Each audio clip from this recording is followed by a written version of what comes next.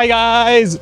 Today we are in Beaconsfield in Buckinghamshire, and we'll just be exploring this town and see what this little town outside of London has to offer.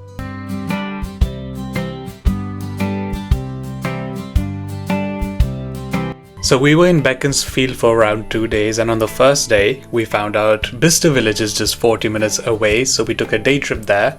If you don't know Bicester Village, it's the most popular designer shopping outlet in the UK amongst tourists and the locals. But nowadays the popular opinion has been that it is a tad bit overrated, mainly because you don't find many good deals there, and you might not have to specifically travel there because there's so many outlets everywhere else. ओ भाई मारो मुझे मारो मारो मुझे मारो मारो नहीं ये मजाक हो रहा है एक सेकंड यार मजाक हो रहा है.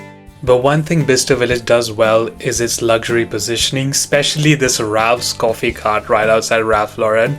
And the coffee, the theme, the branding, all of it was 10 out of 10 for sure.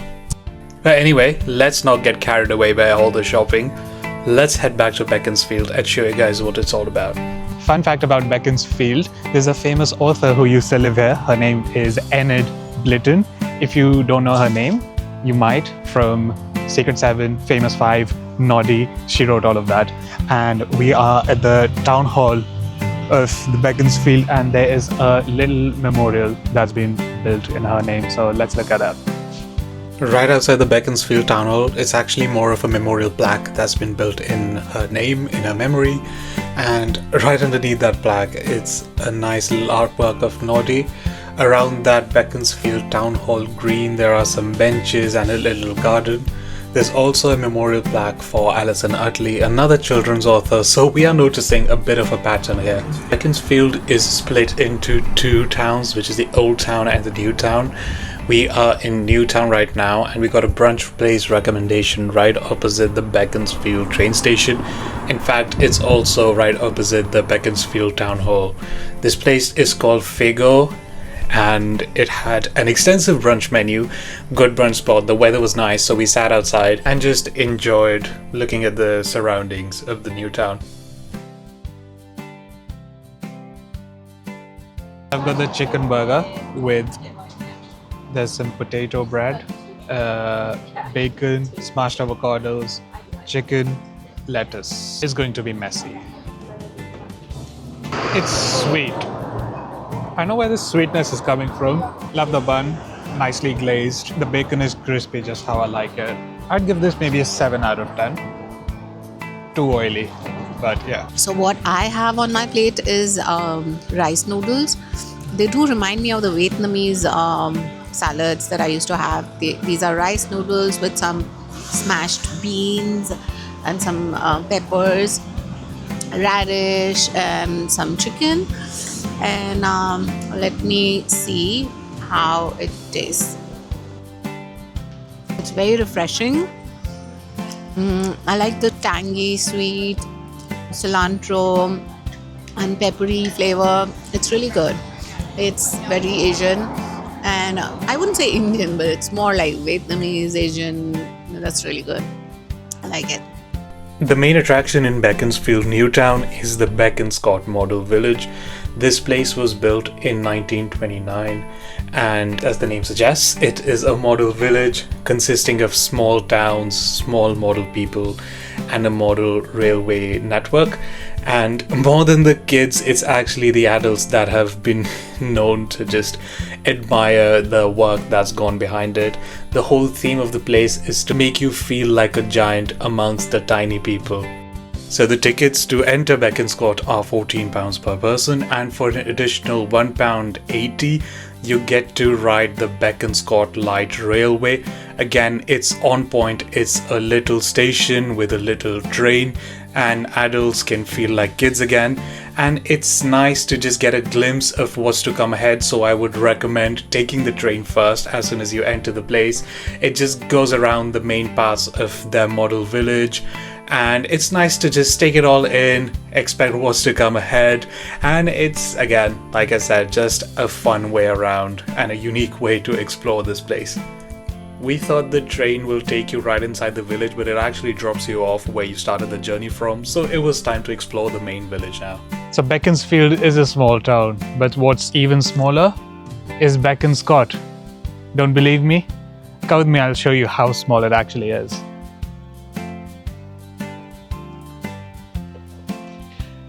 This is UK's first ever original model village, and it's said to be spread across 1.5 acres, and you just go around and you'll feel like Gulliver from Gulliver's Travels.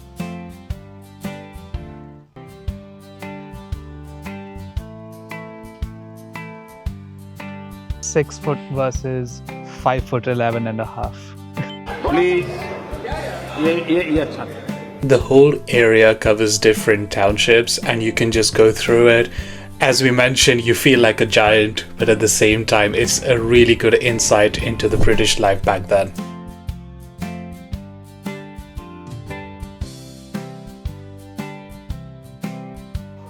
बहुत ही intense cricket match चल रहा है, पर अभी कुछ पता नहीं लग रहा क्योंकि बॉलर ने बहुत देर से बॉल नहीं डाली है, वहीं पे ही पॉज हुआ है। इधर भी मतलब पब के बिना ना इनका गुजारा नहीं है, इतने छोटे से शहर में भी। So cool. It's going all around the town.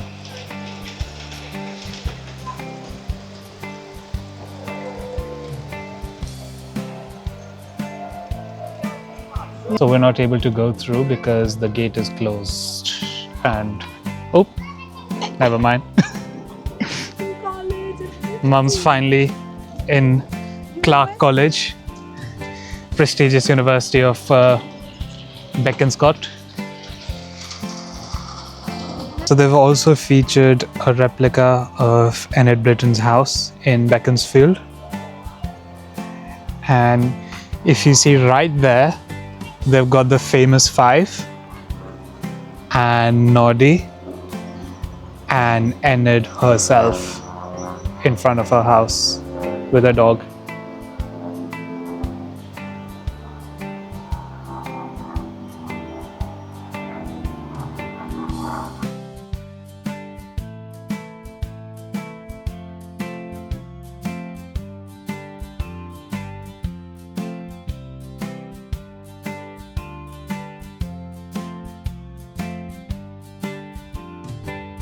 Doctor साहब, मेरे बच्चे के सिर पे पतीला है।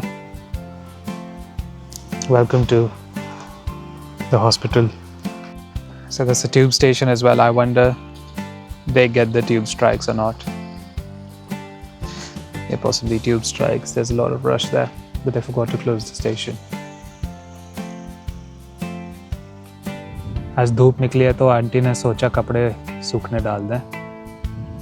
Feels weird looking into people's gardens just like this. No privacy in this town, unfortunately. How popular is the name Red Lion that even in this little town, there's a hotel / pub called the Red Lion.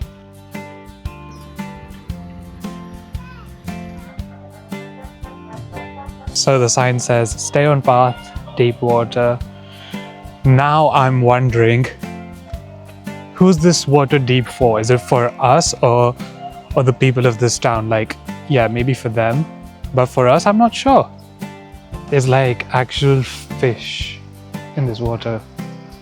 I think for these tiny people, is it like a sea monster for them? So looks like this guy has retired. Now he's in the model maker's workshop. Nice little sketchbooks in there. And you can see how the planning actually goes throughout behind the scenes. So it's not only such a nice concept, but also just a nice insight into how the life was visualized in the 1920s, how stuff has gotten modern, but at the same time, how some stuff like zoos, circuses, how they've carried on into this century, this age. It's just nice to look into it. So this is like how the zoo, you would imagine how it looked like in the 1920s, in the 20th century. you wouldn't imagine how this would look like, how a zoo would look like in a modern age like this, would you?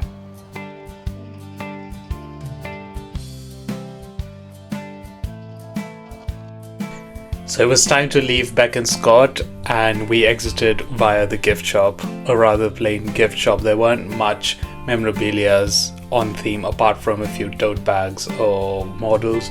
In Beaconsfield there's another place which is quite famous. It is one of the oldest pubs in England and the oldest free house in England. And as soon as you get there, you can just feel the vibe just changing completely. The place was built around the time the Anglo-Saxons arrived at the UK, and the place is so well preserved that not only the visuals but also the smells as soon as you enter make you feel like you have time traveled back to those days. And to add to the vibe, even the people working there were wearing quite an attire which was perfectly on theme, and we talked to one of the gentlemen working there who explained to us the history of the The place. Saxons have been in this part of the country since about 500. Okay, and this was a Saxon village. In fact, it was a Saxon farm, really. This was a Saxon drinking place originally. Not here. This bit here would have been... Saxons drank an awful lot of beer. They, more than a gallon a day, probably. And they drank it instead of water, really. And they gave their children beer. And the children got a lot of their food goodness from the beer rather than the food. The beer was probably better for them than the food they had. So, but in Saxon life, the job of making beer was a woman's job. So this would have been a woman's cottage. This part would have been where she lived.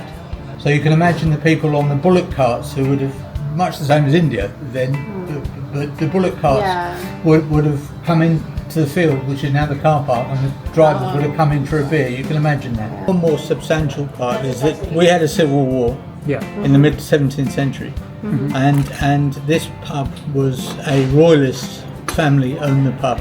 It was a meeting place for royalist supporters before the war. Parliamentary forces came here once during the war, and they found some Irish cavaliers here.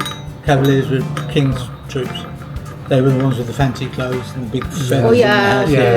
And they found them and they hanged them out in the car park. But one of our ghosts is one of the troop was a 12-year-old drummer boy.